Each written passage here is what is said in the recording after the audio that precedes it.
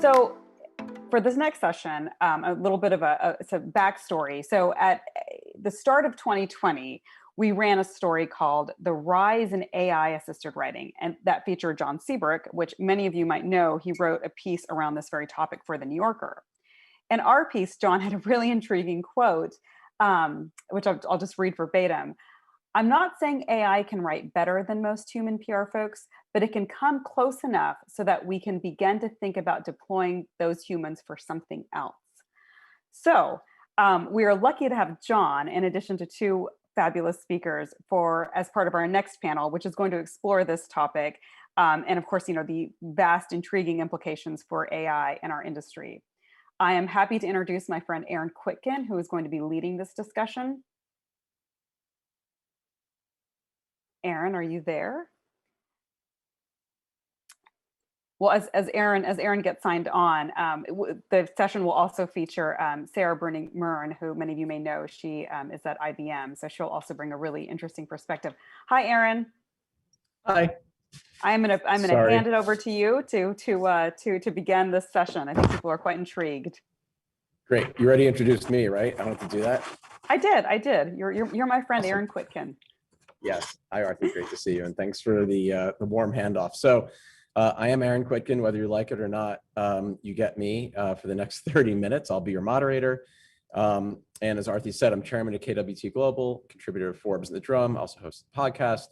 More importantly, I've spent the last 30 years, like most of you who are dialed in today, in the trade craft of PR and corporate comms. And I've spent the last year or so building a platform using AI to predict media interest, sentiment, and spread. So I've learned a ton. It's very humbling. But what I'm most excited about today, more importantly, I'm honored to be joined by these two incredible human beings, Sarah and John. Very quickly, again, Sarah is currently VP of Corporate Comms at IBM, relatively new to that role, joined recently. Sarah is a little bit of a unicorn, not to embarrass Sarah, but she's also held previous senior comms roles where there's a red thread of technology at The Gap, at Yahoo, at Tesla, and American Express. So welcome, Sarah. And John Seabrook, I'm a little bit of a fanboy here. So John's been a staff writer and a contributor to The New Yorker for the past 30 years. He's also author of 4 books. And most of his writing explores the intersection between creativity and commerce, particularly amongst the technology, design, and music industries. So welcome, Sarah and John, and we will see your faces in just a second as we transition. And while we're doing that, just a quick housekeeping note. For those of you dialed in, you can ask questions. That's totally fine. But they have to be really good questions. And if they're good questions, and if we have time, because 30 minutes goes by very quickly, I'll address those questions and I'll make sure that we get them inside of the panel. Okay, and here we are. All right, so hi, John. Hey, Sarah. Hi. Welcome Hi, again. Hi, Sarah. Thanks for having us. Yeah. Thank you for joining us at PRovoke's Virtual Summit. So just to level set for a second, and maybe this will put all of us at ease a bit, we're not here to talk about AI technically, or NLP, or machine learning, or predictive text, and GPT-2 and GPT-3. I think we can all agree that what we really want to talk about is how AI, broadly speaking, is going to and has been changing how we work, both as journalists as well as PR people, and how we can become more performative. And it's a little bit of a scary topic. And John, I'd like to start with you. Just 6 months ago, in October of 2019, you wrote, which feels like 6 years ago, you wrote what I would characterize as the most seminal piece on AI and journalism. It's very meta because you wrote this piece using AI in certain parts, really looking at Google Smart Compose and also at predictive text and language processing, and generally how it impacts the writing process. So how do you feel generally, just putting your journalism hat on, which is what you wear, how do you feel generally about AI's course? Is it a collision course? Is it a positive course as it relates to journalism, especially long form creative nonfiction, which you specialize in? Yeah. Okay. Well, thanks, Aaron. So I think my broad answer to that question is, although my piece and a lot of pieces about AI are kind of framed as will it take my job? And in this case, it was, can it write this article for me? Can it take the job of professional writers and journalists? And I guess I learned in the course of writing that piece that not only is the answer to that no, but the question is kind of the wrong question in a way, because writing is something humans actually do quite well. And if you work at it a bit, you can get quite good at it. And I think that AI writing is actually going to make the human skill of writing more valuable in the way that sort of like mass-produced clothes made couture more valuable. It will be sort of like the high-end handmade stuff that a lot of people will sort of pay for because they want to read a human's writing. Now, what humans don't do very well is ingest 10,000 articles about a subject in 5 minutes and then find the common thread and figure out a way to kind of analyze and describe that so that humans that don't have the time for that can take advantage of that. And so in a PR context, for me, what that would mean is I'm going to get about 200 PR pitches today, right? I'm not even going to have time to read all of the headlines, much less click on them. If I did, I'd spend nothing but all day on that. What I need is an AI that can sort of digest those, either at my end or at the end of the PR person sending them, so that there's a much higher level of quality and pertinence to my work and my history in the New Yorker's approach than is currently the case in the very scattershot emails I get, which are just kind of thrown at me in the hope that they'll stick without any intelligence really added at all. So it's those areas that I feel like AI can really make a difference. And it's not going to take your job as a PR person, unless you really hate writing, in which case you might be able to get it to do it for you. But it could really more enhance your job, not have you do all that kind of meaningless stuff and work on the stuff that humans are good at. That's basically my take on that. So I love the optimism.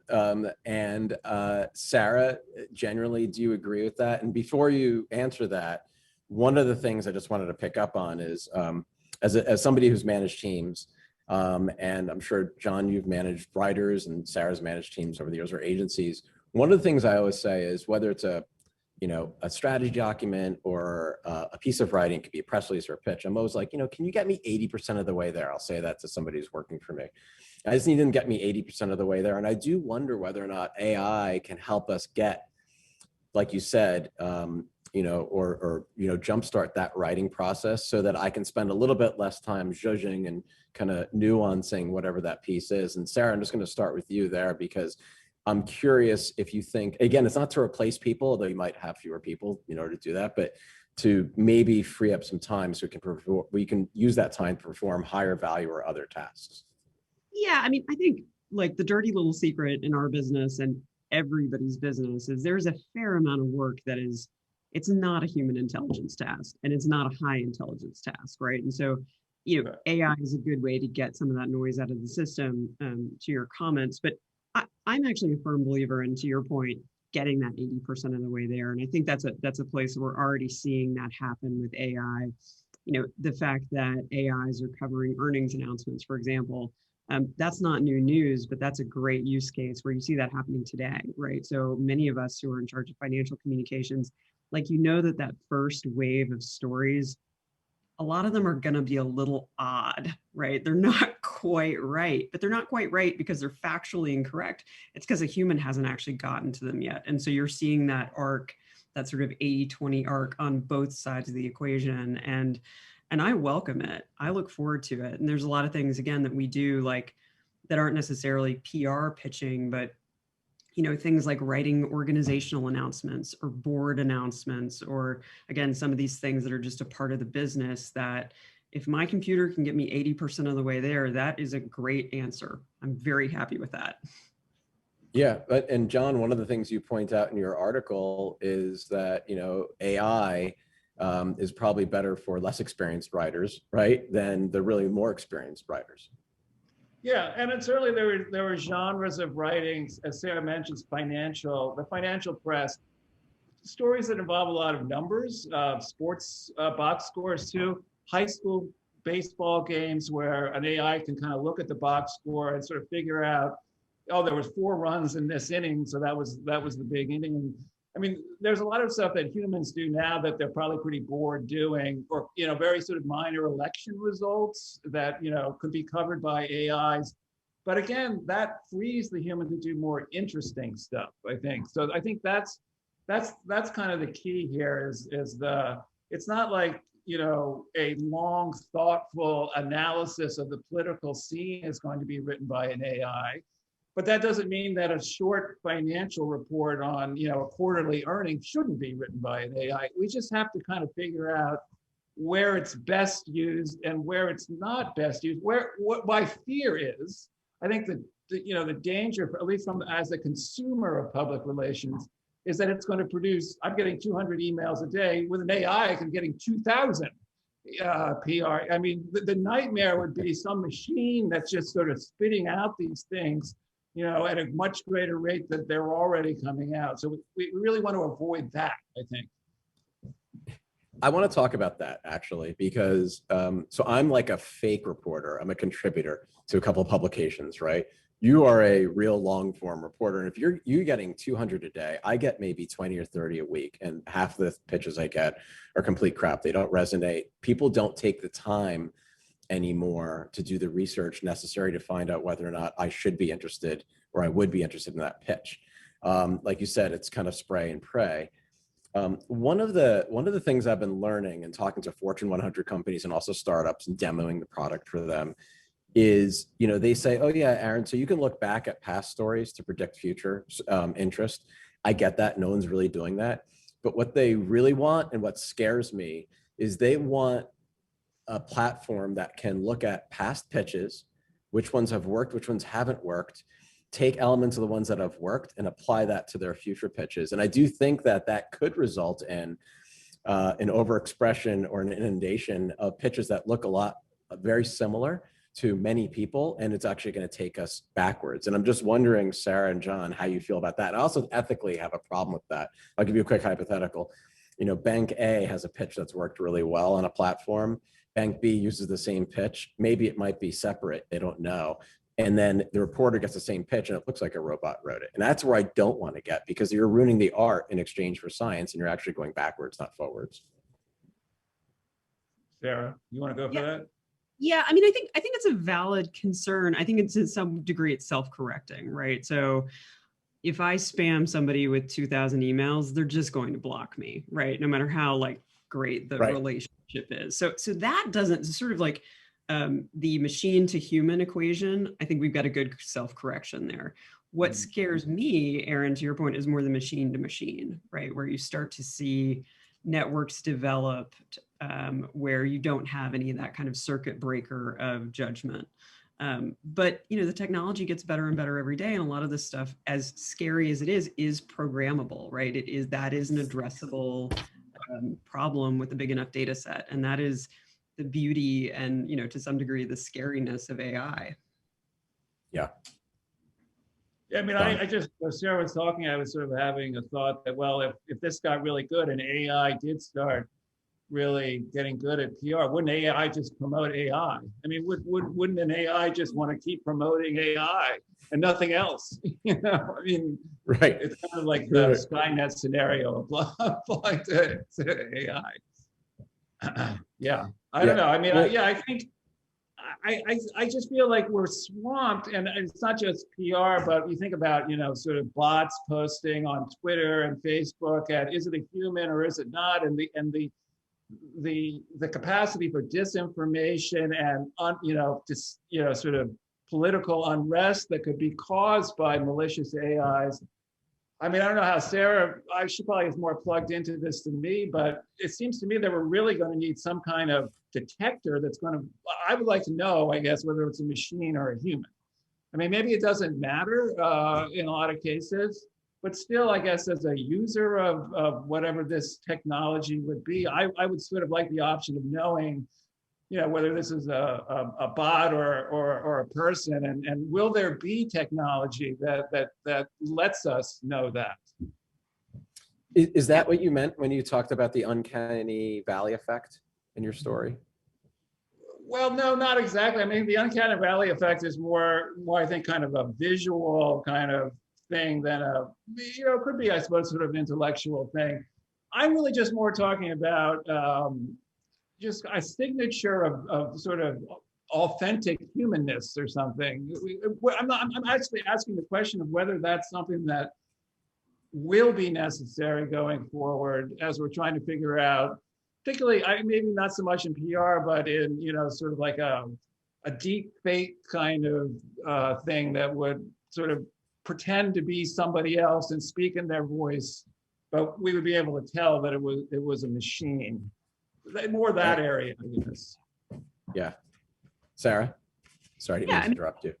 No. I think it's a completely valid question. I just, as a human being, I ask the same question, right? Do we start to move towards some sort of like human seal of not necessarily approval, Right. but just transparency? Right, like a watermark of humanness or something. Right. And I think that's an open question, right? And it's also an open question about how much people really want that. So it's easy to say in an academic environment, yes, I would like that, right? And it's easy to say in a PR to reporter environment, yes, I would like that, because that is a human intelligence task. How much do you want to know about the chat bot that helps you sign up for a new thingamabob on your insurance? That's where it starts to get sort of dicey, where people say, yes, I want transparency, and yet don't always necessarily really want transparency or find that to be a value add. But that's tangential to this conversation. Right. But what's interesting though, because so when I got into this business, I don't know, 30 years ago, relationships really mattered. Like I would go to kind of long boozy lunches and then have boozy drinks later. I'd have breakfast. Like I had real relationships with reporters. Yeah, exactly. All that. Yeah. Oh, and actually that was the era. And I started in DC where we actually had wet bars in offices, back then. Right. But relationships, yeah, it's sort of right. Hopefully without all the bad behavior, but relationships really mattered. And I think part of what you're talking about, do I know if this is a real person or a bot that's pitching me, is also an indication of where we are right now. Like I joke, back in my old life when I ran an agency day to day, I would look out, and I'm looking out now, there's no one here, of course, right now, but there's just dead quiet, right? And I'm like, how come people are on the phone talking anymore? Because everything's done electronically, right? And it's created this like dilution, this disintermediation of the relationship. And one of the things I worry about and I'm also excited about is because there is this deterioration of relationship between a PR person and a reporter, there's a reliance more on technology. And I'm just curious how we all feel about that, because there is an opportunity, as long as it's not abdicated in some way or irresponsibly deployed. Yeah, maybe I'll just sort of take a crack at that. I'm just thinking again about my daily dose of PR. Almost all of my pitches actually begin with a kind of a human touch. Like during the pandemic, it's all been, I hope you're coping with these stressful times, or if it's a Friday, there's a sort of a weekend thing, or it's they always begin with an attempt to establish kind of a human relationship. And I guess I appreciate that, but I also recognize the kind of artificial nature of that we don't actually have a relationship at all. I don't know you. And when you get 200 of those in the course of a day, the artificiality of it becomes very clear. So while it might have been nice in the old, I think I do remember at the beginning of my career having much more sort of personal contact with PR folks than I do now. I mean, of course, there was no email. I mean, you had to get, you had to get something through the mail or a phone call. I mean, you got a lot of phone calls in those days that you don't get now. So just that change is a big change. And you got real mail, didn't you? Did you get real mail? What's that? Did you get real mail back then too? Yeah, I got real. I mean, I used to get real mail, if you can recall that, with stamps on it, actually. So even handwritten sometimes. So I think we're sort of halfway down that road, if not more than half, sort of away from that kind of relationship economy into a more kind of email-driven, data-driven. And the problem is that we're halfway there and not all the way there. We got one foot in the relationship world, but it's not really kind of helping us in terms of actually forming a relationship. And we got one foot in the data world, but it's not really being fully utilized to its potential, partly because people are worried that we're losing those relationships. So we're sort of somewhere in the middle now, it feels like, Aaron. And I don't think there's any going back, you know? Right. Yeah, I would echo that, but I would also sort of say, because I remember and I miss those boozy lunches too, and kind of feel that tension on the relationship side.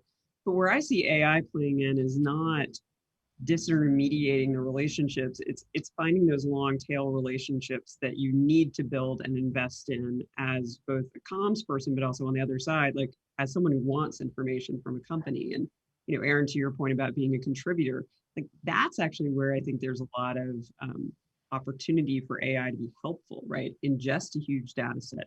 Help me find the 30 people, a small universe of people who care about a niche piece of information. That's where I'm going to focus on relationships, even if they are based on email. Like I want to actually deliver value to those 30 people, not spam 2,000. Yeah. Yeah. And the art of just doing that research as a PR person to find the right target, right? You know, I don't think it's okay to just download a list of 300 targets and think that that's going to help you. And I also think it's made us, I say the collective us, a little bit lazy. And we should go back to the art form and then put science behind it.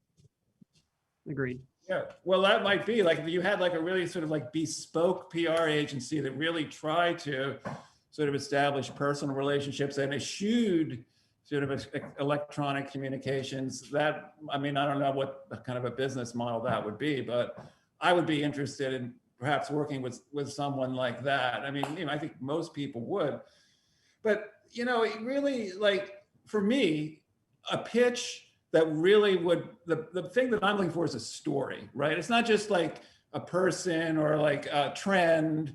Those, for the New Yorker, that doesn't really matter. What I want is a story. And if you can give me a story, you've given me like an immensely valuable thing that's far more valuable to me than data or, you know, whatever else, like a, and I don't see an AI having a story sense yet at all. And that was one of my kind of discoveries in writing my piece, is that narrative is this very human thing that's actually very complex, and I'm still learning how to do it 30 years later. And I don't see any sign of an AI coming even close to knowing kind of what's a good story and what's not, you know, like being able to tell the difference. And until it can, it's really only going to have sort of a limited use as, for me, as a story-driven, long-form writer. Now, the New Yorker is sort of an exception, not really the rule in a lot of ways. So I don't represent my own position as kind of universal, but just in terms of my work, an AI that could like actually come up with stories would be a fantastic resource. It's interesting to hear you say that. So story ideas, but not the stories themselves, right? Right, Because that would be sad. idea. Right, right. But like they points you toward the story, right? Like, yeah, you'll have to figure out the details, but like it's narrative driven, you know what I mean? Mm-hmm. Just coming to it from narrative, you know. Sarah, you're working for, I know you're new to your role at IBM. You're working for a company that's been at the forefront of machine learning for decades, right? What are the discussions and what is it like now being in this kind of, it's not even a hybridized role, but you're a professional communicator working for a company that's developing these types of technologies and is looking at it? Yeah, I mean, I think professionally it de-weaponizes the conversation, right? In the sense that we see this technology coming down the pike, and IBM actually doesn't have any kind of commercial application that even touches like what we're talking about here. You know, we're much more enterprise focused, but right. Being in that environment every day, I think has made folks just a lot more comfortable having these conversations, a lot more open to thinking about how does this actually change our business. But again, John, to your point, so far, right? Who knows what will happen? But so far, there is no AI solve for storytelling, and that really remains a human intelligence task. And because of that, I think we all feel like we feel like we're going to have paychecks for a little while, which is a good thing. Yeah. But wouldn't it be nice, and again, kind of now focusing a little bit more on the PR side again, wouldn't it be nice to be able to, when you're talking to a business unit leader or executive management, 'cause everybody thinks they're more interesting than they are, right? We all have worked with folks, whether they're client side or inside in-house, who thinks they have a great story idea. And our only way of battling them is through our experience and our instincts saying, I don't think that story really is going to land. And here's why. Wouldn't it be nice if you actually had data to support it? I just feel like PR people in general in our tech stack so far, we have no data. We just have ourselves, and that only gets you so far. Yeah, I mean, we're very reliant on measurement, right? So I can come up with a bunch of metrics. And, I sort of joke around. I'm like, give me a number. I'll find a vendor who can get me to that number. Right. But to your point, you don't actually have that intelligence. And I fully agree, Aaron. I mean, I think some of this is about the opportunity of placing stories and communicating with reporters. And some of it is the in-house side, which is how do you actually prove beyond your gut instinct, like that dog will not hunt, that is not interesting. And I think that's an application we can all look forward to. Yeah. And John, just real quick, we have a few minutes left. So I'm going to geek out just for a second. I listened to your interview on long form podcast from 2015. You were talking about your book, Inside the Song Machine, but you got really like deep into like story structure and like the Hangout interview, and just, there's no way that AI can replicate any of that, right? I mean, that is all human. It might give you a great story idea, but in how you structure your story and build that narrative, like that has to be human. Yes, and even when you're a human, you fail at it. Well, I mean, it comes. You think you could do it once and you could do it again, right? Or you would learn. And now I've done it, I don't know how many times. So you would think the accumulation of all that practice would make me sort of much better at it. But in fact, you sort of begin from a blank slate every single time. And if you try to apply principles that you learned from previous stories, you end up in the wrong place. You really have to listen to what you've got. You have to sit with it.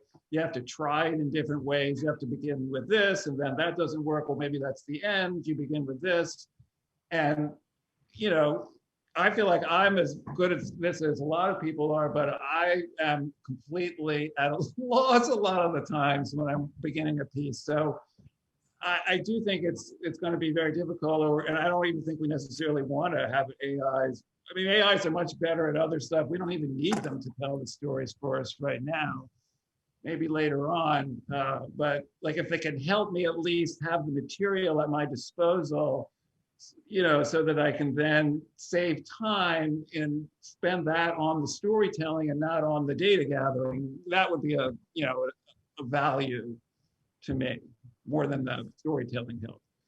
Well, and you're in a unique position in that you've always been on the forefront of kind of everything. That's who you are. That's your persona. That's how you spent your career. Do you feel like there's still some fear amongst your colleagues around AI and journalism? Is it catching up? Journalists probably share similar fears.